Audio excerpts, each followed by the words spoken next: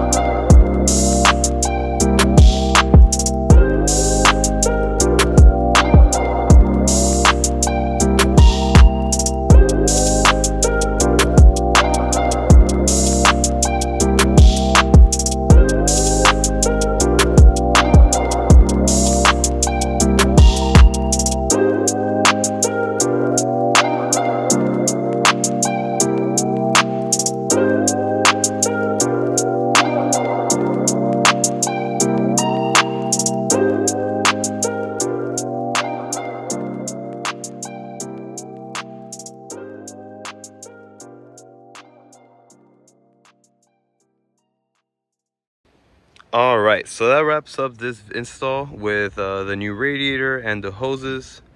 I love that I got the blue hoses. It gives it a really nice touch in the engine bay. And with the Megan Racing Radiator, just like the strut bars, looks real nice. I posted a unboxing part of the video, so you'll be able to see that.